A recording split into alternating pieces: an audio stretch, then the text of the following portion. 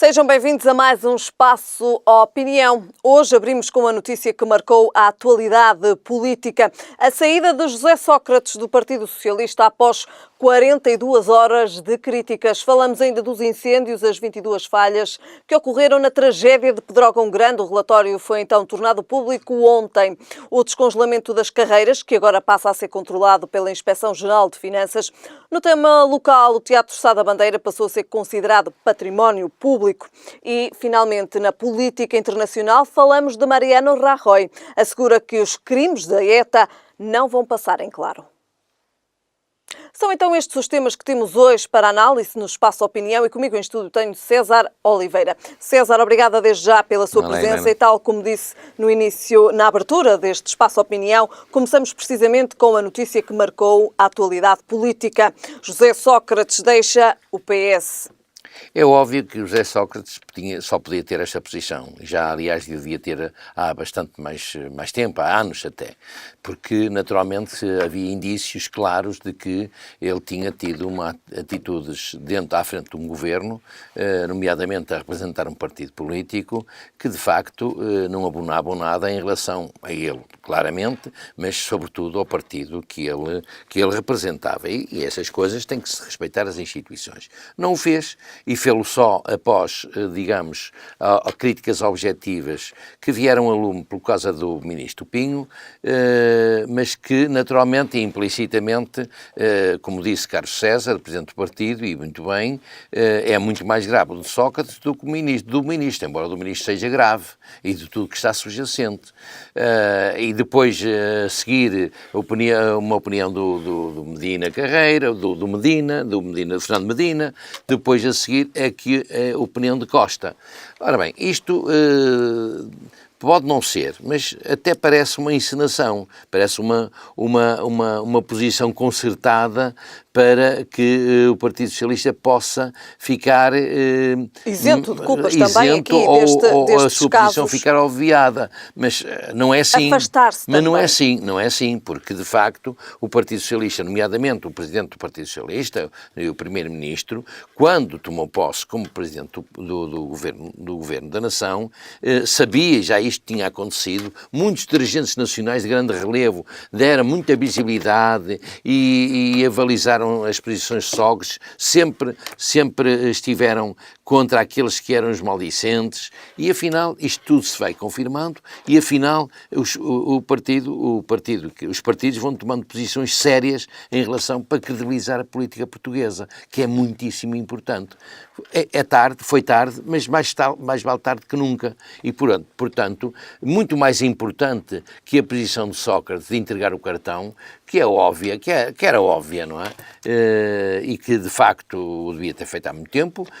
Muito mais importante que isso é, de facto, a posição do Partido Socialista e de outros partidos que agem em relação a outras matérias, não é? Que não há só essas matérias, há muitas outras, e os partidos políticos têm que assumir para credibilizar a política, porque senão os portugueses, os eleitores, ficam defraudados. Isto é um facto, e este propósito ainda, esta história que está a passar-se com os deputados, com as compensações dos deputados e outras situações que ocorrem também vieram ao público recentemente. O acumular de atividades e faltas ao Parlamento e essa coisa toda. Isso são situações que descredibilizam a política. E de facto, os eleitores ficam tristes e muitas vezes aumenta-se a abstenção por causa exatamente deste tipo de coisas. É bom que a política funcione, mas que a justiça funcione, mas que também os partidos políticos funcionem, porque eles é que são os primeiros responsáveis por aquilo que é a orientação do país, a criação de leis e, nomeadamente, a criação de exigências para haver políticas sérias. Portanto, esta posição de Sócrates pode ser um bom exemplo para que isto possa ter um caminho diferente no futuro. César Oliveira, precisamente José Sócrates assinou um artigo hoje no JN onde acusa o PS de se juntar à direita na tentativa de criminalizar uma governação. Olha, Como é que podemos entender estas críticas também de José Sócrates ao PS? Isso é indignação da parte dele, não é? E agora vai começar a atirar em direções diferentes e vai objetivar pessoas e não sei quanto. É estranho, é que Nuno Santos, que é secretário de Estado e é do Parlamento, dos assuntos parlamentares, também já vem dando uma pitadazinha, cuidado com alguma inclinação à direita, quer dizer, isso não tem nada a ver com direita, nem com esquerda, tem a ver com a credibilização da política, percebe? E o Sócrates é evidente que dá jeito sempre arranjar um bode expiatório para obviar aquilo que é fulcralmente a culpa de uma pessoa. Quem está à frente de responsabilidades públicas tem que ser muito rigoroso consigo próprio e com as decisões que toma para o país e para a própria comunidade. Porque isto não é fazer um trabalho numa empresa particular ou fazer um trabalho na sua casa ou no setor privado. Tem a ver com a administração pública, que é de todos. E que todos contribuem. Portanto, é preciso ser muito sério nestas questões e realmente Sócrates está a falar com indignação e até se mostra admirado, mas que admiração, pá, é uma coisa, é uma coisa. E depois alguns, como o ministro Pinho, diz, eu só falo não sei quê, depois do Ministério Público, pá, tem que falar, ele nem tem que falar, ele só tem que arranjar argumentos ou arranjar provas que contradigam aquilo que as acusações... No fundo acaba tudo por estar ligado ao caso Manuel Pinho, é uma consequência direta do caso Manuel Pinho. Claro, mas repare, Helena, o que aqui se pressupõe, ou que se percebe, é que de facto, quando o líder não cumpre, quando o líder naturalmente não dá exemplos, depois toda a estrutura e todos os outros que podem aproveitar-se de algumas fragilidades, o fazem, e serão muitos, que não estão ainda elencados, mas que vão passar a ser, um dia desses vão passar a ser elencados, se calhar não só de um partido, de vários partidos. Portanto, isto é muito mau porque entristece os portugueses, nós ficamos muito descredibilizados com isto e realmente é uma maçada. É uma maçada e é muito mau para um país, para o conceito do país. Porque trata-se também, veja o que é isto, o Primeiro-Ministro está no Canadá, um país que recebeu o Primeiro-Ministro de braços abertos com muita elegância e não sei o quê, com muito entusiasmo, e vai à Comunidade Europeia. Nós temos crescido naquilo que é a nossa relevância, e com estes atos, como é que fica o governo de uma nação? Seja este, seja outro qual que for. Temos que ver isto, tem que ser a letra com a careta, não é? Portanto, é pena que isto já não tenha sido há mais tempo, percebe? Se houve uma atitude concertada, o Partido Socialista já devia ter concertado isto já há 2 anos ou 3 anos atrás, porque se calhar não tínhamos agora essa situação, as coisas aconteciam com normalidade e ponto final, e o Partido Socialista já tinha marcado a sua própria posição. Portanto, mas pronto, mais vale tarde que nunca. César Oliveira, são esperados esclarecimentos de Manuel Pinho também agora? São esperados, ele remete... São necessários? Quer dizer, é evidente que são necessários se ele quiser dizer alguma coisa em contrário, mas que não há dúvida nenhuma, o que está a ser provado, se calhar nem é preciso nenhum esclarecimento dele, diz que só fala depois de falar no Ministério Público, pronto bem, fala quando ele quiser, o que não há dúvida nenhuma que são acusações implícitas e com provas, aliás, e elas só aparecem agora o quê? Porque a Justiça demorou tempo a compilar as provas para deduzir a acusação, não é? Portanto, tudo bem, ele fala quando ele quiser, mas que não há dúvida nenhuma que praticou. Quanto a esse assunto também, José Sócrates, no artigo então que assina no Jornal de Notícias, diz que espera que Manuel Pinho negue imediatamente as alegações de que é alvo porque é honesto e incapaz de uma coisa dessas. Bom, veja, ainda a propósito de Manuel Pinho, veja-se que como é que um empresário com aquela dimensão e com tudo que tinha por trás e com o currículo que tinha, há um interesse ir para um governo onde sabemos que os governantes ganham relativamente pouco em relação a um empresário de grande e de sucesso, e Porque é que essas pessoas vão por quê? É por muito amor à pátria? Helena, quer dizer, francamente. Adiante. César Oliveira, passamos agora ao nosso próximo tema. Falamos ainda da tragédia de Pedrógão Grande. Ontem, de facto, foi tornado público o relatório da Proteção Civil. 22 falhas da tragédia de Pedrógão Grande. César, como é que podemos avaliar e analisar este relatório? Analisamos de uma forma, há uma única análise possível, Helena, é que isto não pode voltar mais a acontecer em Portugal. Foram já muitas lições que nos foram dadas e muitos acontecimentos que foram provocados no país, com morte de pessoas, com prejuízos, com mal-estar, com a desgraça de muitos e por incoerência e incompetência de muitos que o seu trabalho é aquele, é estar atentos a essas situações. Vejam, há 55 conclusões neste processo. E não há dúvida nenhuma que tudo começa por incompetência das pessoas que estão, ou dos órgãos que estão responsáveis por esta situação. Veja-se que até a mudança do posto de comando operacional para os estaleiros da Câmara foi feita sem nenhumas condições técnicas para o fazer. E essas coisas acontecem por causa até dessas coisinhas, não é? Parecem coisas pequenas, mas são coisas de grande dimensão. Porque quando se muda qualquer coisa, ou quando se faz alguma alteração, tem que ser sempre a melhorar a eficácia. Por exemplo, esta atitude, que é relevante, que está apontada nas conclusões, foi uma das principais causas para que a ação fosse menos célere. Veja que só passadas 3 horas do acidente é que começam a surgir os primeiros meios, os primeiros ataques à desgraça. E passado 5 horas, veja-se que isto é uma coisa absolutamente incrível, as conclusões o definem, passado 5 horas, as medidas que tinham sido projetadas estavam completamente desatualizadas. Mas que é isto? Então, quando se implementam estas coisas, estamos sujeitos a desatualizações? Não!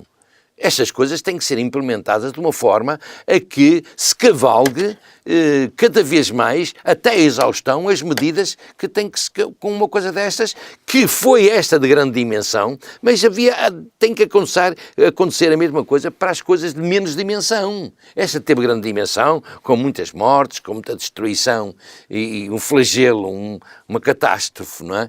E, portanto, essa nem se discute. Mas as medidas têm que ser implementadas quando ocorrem situações desta natureza ou até de menor natureza. Portanto, veja que é uma coisa que parece que não, mas nas conclusões também refere isto.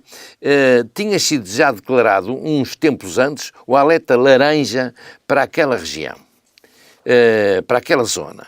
Mas não foram tidas nenhumas medidas para o ataque ou a prevenção do ataque do alerta laranja, que passou a vermelho num instantinho, ou retinto, não é?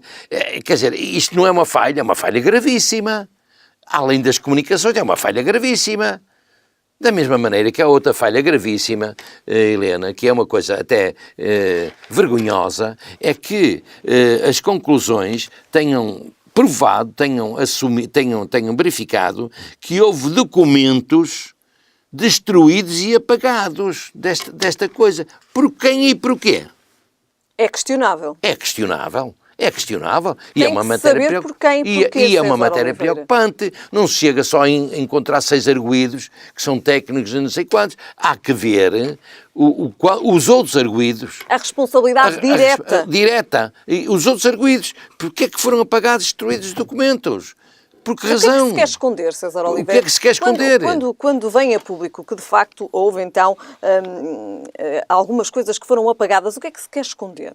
Se quer esconder incompetência, inoperância, desleixo, se quisermos alguma carga até política que possa aparecer por aqui para que não esteja subjacente, eventualmente até poder aligeirar, se calhar, algumas responsabilidades que se calhar até estão mal na lei, de que, por exemplo, um Presidente da Câmara é o primeiro responsável da Proteção Civil no seu Conselho. Quer dizer, é o Presidente da Câmara que tem montes de coisas para fazer, embora isto seja muito importante, não pode de nenhuma forma ser responsabilizado diretamente. Mas é o que está a acontecer. Mas é o que está a acontecer, mas também não necessita de ser apagado ou destruído. É preciso evidenciar essas questões. Eles têm órgãos, têm pessoas, têm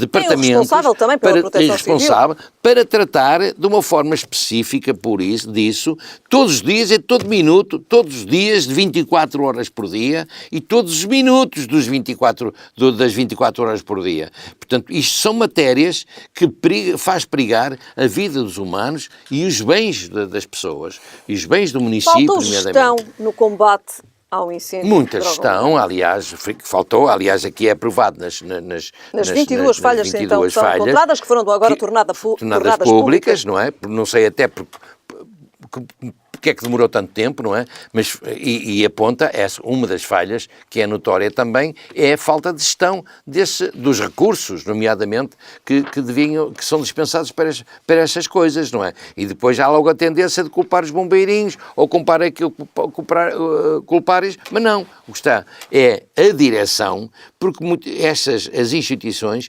muitas delas, aliás, todas elas, estão com indicações precisas de que devem atuar em função das ordens. Ora, se as ordens não são dadas ou são mal dadas, então de quem é os responsáveis? Há que encontrar os deveres culpados para essa situação. E, de facto, esta situação dos documentos apagados ou destruídos e desviados é muito preocupante, com que o Ministério Público tem que de facto, apurar responsabilidades. Irresponsáveis. Não pode ser só constatar.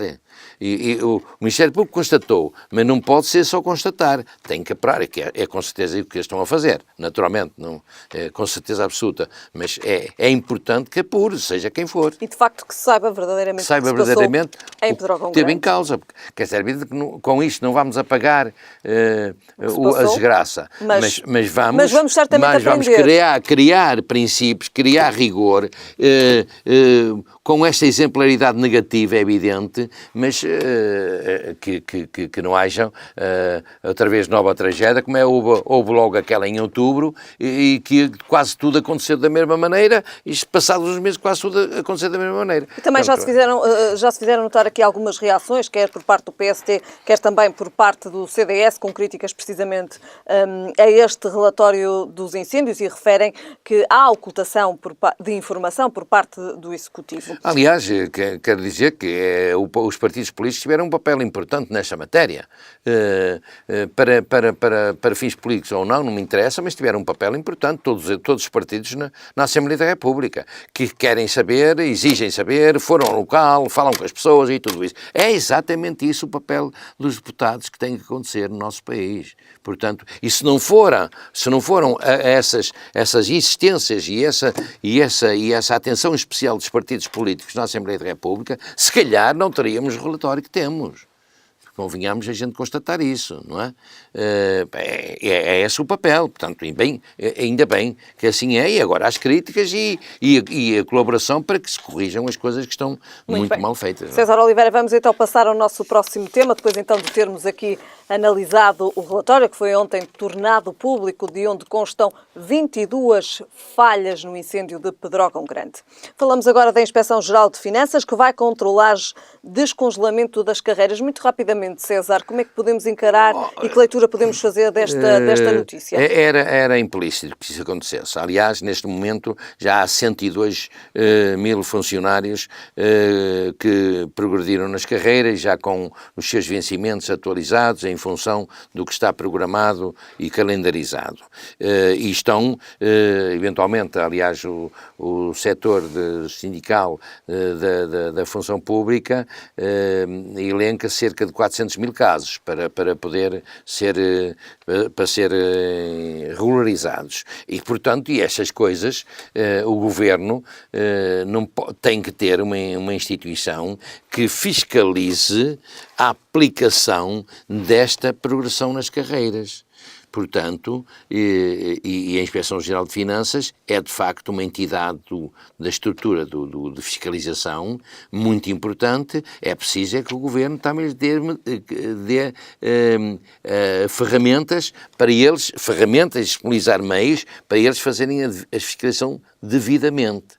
Portanto, mas que é uma boa medida da Secretária de Estado, nomeadamente, é uma boa medida e tem que acontecer, porque não pode haver aqui abusos de ninguém, nem de nenhum lado, porque senão esses abusos às vezes fazem perigar aquilo que é um bem para toda a gente. Repare que o Estado pensa, aliás, estão previstos no descongelamento, custará cerca de 593 milhões de euros até 2020. É muito dinheiro. Até 2020, que é já amanhã. Estão previstos nesta questão do descongelamento. Ora, portanto, tem que haver uma entidade fiscalizadora, porque não estamos aqui num gasto do 1 milhão de euros. Estamos aqui, está em causa, são 593 milhões de euros, que é muito dinheiro, e os outros se vão suceder. Portanto, aplaudo. Muito bem. Aplaudo César, esta falamos medida. agora do Teatro Sá da Bandeira, é então património público. Tardou muito e ficámos todos felizes, as pessoas da cultura, não só do Porto, mas da cultura no nosso país, que sabemos muito mesmo que muitas pessoas ligadas às artes e à cultura, não só do Porto e do norte do país, mas como também do sul e de Lisboa, nomeadamente, declaravam-se pesarosos pelo estado que se encontrava o Sá da Bandeira e a situação de abandono ou de falta de posição para um equipamento daquele tipo. Eventualmente, qualquer dia, se não nos puséssemos a pau e se não houvesse amigos do Sá da Bandeira e opiniões públicas, nomeadamente fortes, nomeadamente no norte do país, se calhar o Sá da Bandeira estava já transformado numa igreja, como outros teatros e outros cinemas já foram transformados. Ora, isto, naturalmente, é uma boa medida, é uma excelente medida e que agora carece, naturalmente, não é só fazer a declaração, agora carece da devida beneficiação daquele espaço, porque de facto é um espaço muito bonito, mas carece de intervenção para poder corresponder agora à classificação que lhe é dada, justamente, e que vai valorizar esta sala de a cultura, e a cultura também no Porto, nomeadamente, e os espetáculos e a música, nomeadamente as representações em todo o país, com mais este equipamento que tem muita tradição. Muito bem, falamos agora de política internacional, falamos de Espanha. A ETA anunciou a sua dissolução. Rajoy assegura que os crimes de ETA não vão ficar impunes. César Oliveira, em 1997 a ETA assassinou Miguel Ángel Blanco e, de facto, os espanhóis saíram às ruas e disseram não à ETA. 21 anos depois assistimos aqui à dissolução da ETA. 97 foi o princípio do fim da ETA, César, ou a revolta dos espanhóis também contra a ETA? É a revolta dos espanhóis contra a ETA, naturalmente, porque a ETA já assassinou 800 pessoas ao longo de 50 anos. Estamos a falar de coisas, 800 pessoas, assassinos cirúrgicos, não é? Com fins políticos, com fins de revolta, com fim de irreverência, com os propósitos de irreverência, no acatamento da lei, portanto, isto, e o sacrifício de vidas humanas, que muitas vezes, muitas delas inocentes, e mesmo que não fossem inocentes, não é forma de fazer justiça. E, portanto, a ETA acabar agora, é evidente que eles não têm condições. A democracia tem algumas desvantagens, mas tem também muitas vantagens. E estas coisas e estas instituições não se podem sobrepor àquilo que é a lei da democracia. A lei de que é suportada pela opinião, por o aval que as populações vão dando. Quer dizer, quando não se ganha ou quando não tem aquilo que se convém, não se pode dizer, agora a democracia não vale. não é? A democracia funciona para essas coisas. A democracia elege pessoas, prioriza atitudes e, naturalmente, uma organização deste tipo é uma organização terrorista. E que Garroy diz é uma coisa acertada e óbvia também. É que ninguém pode ficar dispensado da punição, sejam eles quais forem. Ele diz isso e muito bem. E mais diz uma outra coisa que também acho muito bem, é que não vai desarmar, não vai desacelerar aquilo que são as medidas que a Espanha está a ter contra o terrorismo. Porque ele está aí todos os dias, em cada volta. E, portanto, acho que é uma boa notícia a ETA ter declarado, olha, baixamos os braços, pronto. Acabamos e muito pronto. rapidamente, mas havia ter sido há muito no, mais tempo sem o sacrifício de centenas de pessoas que já morreram para serem assassinadas, muito jovens. E acho, é de saudar é de ficarmos contentes, o mundo inteiro ficar contentes por o fim desta instituição e termos esperança que muitas outras que ainda há análogas no mundo, por o mundo fora, também acabem. Muito bem, César.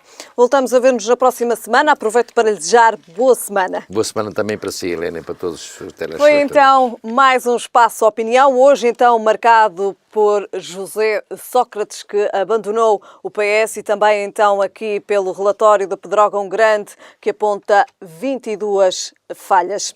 Eu estou de regresso segunda-feira. Bom fim de semana.